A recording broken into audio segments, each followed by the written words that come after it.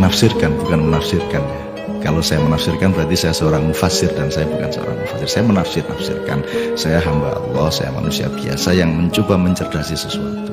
Dari kisah Nabi Khidir yang mengajak Musa melakukan perjalanan untuk membuktikan bahwa Khidir tidak pintar. Itu Khidir melakukan 3 hal yang Musa tidak boleh bertanya, tapi Musa tidak tahan untuk tidak bertanya. Yang saya ingin tafsirkan adalah soal dimensi waktu. Jadi pertama, Khidir membocorkan kapal. Yang nomor 2, Khidir membunuh anak kecil.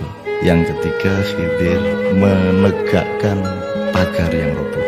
Ini di setiap pekerjaan ini Musa selalu protes. Sampai yang ketiga kali, hadza firaqun baini wa bainika ya Musa. Kamu sudah 3 kali bertanya dan kamu sudah berada di puncak pelanggaran kamu terhadap saya. Kamu tidak boleh tanya. Dan kamu bertanya sampai 3 kali, sekarang inilah perpisahanku denganmu. Hadza firaqun baini wa bainika. Kelak Musa baru tahu makna dari 3 peristiwa tadi. Saya tidak akan mengajak Anda untuk mengulang-ulang lagi apa yang sudah Anda tahu mengenai 3 kisah itu. Tapi saya akan mengambil apa yang saya sebut, saya tafsirkan. Jadi kapal bocor itu terjadinya kan sekarang. Kapal dibocorkan karena di sana ada kapal yang akan datang, yang akan merampok ini kapal. Kalau tidak dibocorkan, dia tampak bagus akan dirampok. Kalau dibocorkan, dia menjadi karam, kapal yang perompak ini tidak jadi merampok. Jadi si Khidir sedang menyelamatkan kapal ini. Sekedar dibocorkan tapi tidak sampai dirampok. Yang kedua, anak kecil dibunuh. Ini jangan ditiru ya. Bukannya dibunuh, diprotol ndase kepalanya ya, oleh Khidir.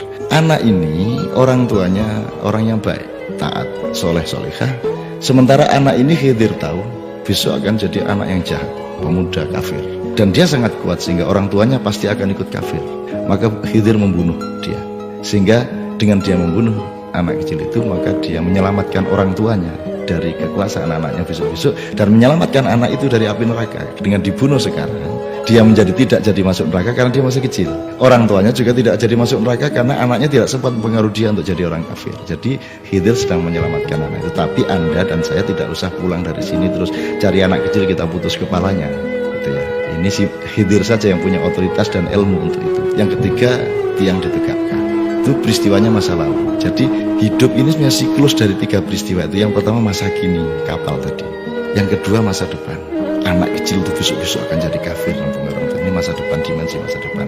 Yang ketiga masa silam. Tiang ditegakkan karena ada harta karun dari masa silam. Sebenarnya kita punya naluri dan metodologi untuk mengolah zaman dan sejarah ini berdasarkan siklus masa kini, masa depan, masa silam. Masa kini, masa depan, masa silam. Kekinian, ke besok-besokan, dan ke masa lalu. Kalau kita marah sama anak kita kan gitu, kamu itu bagaimana? Tidak sekolah tiap hari, bolos saja. Besok-besok jadi apa kamu? Kan itu kan dari masa sekarang dia bolos, terus kita bayangkan besok-besok anak kita jadi apa? Terus baru kita ngomong, mbok ingat bapakmu dulu waktu kecil. Jadi selalu sekarang, besok, kemarin, sekarang, besok, kemarin. Saya kira sebagai bangsa, pemimpin-pemimpin kita juga sudah melupakan siklus itu, sehingga kita ini hilang di tengah-tengah dimensi waktu.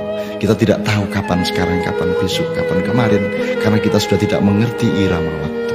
Saya kira kita belajar soal waktu kepada Khidir, dan saya kira dalam waktu 5 tahun ini Indonesia membutuhkan salah satu muridnya Nabi Khidir dalam tanda petik yang bisa memberi pencerahan kepada bangsa Indonesia untuk menata secara ritmis langkah-langkahnya pada periode-periode yang akan datang. Dan saya yakin-yakinnya Allah akan mengabulkan, mengirimkan dan memunculkan orang yang masih tersembunyi itu untuk datang kepada Anda dan kepada saya, untuk mengajari kita bagaimana menata masa depan Indonesia dengan ilmu waktu seperti itu.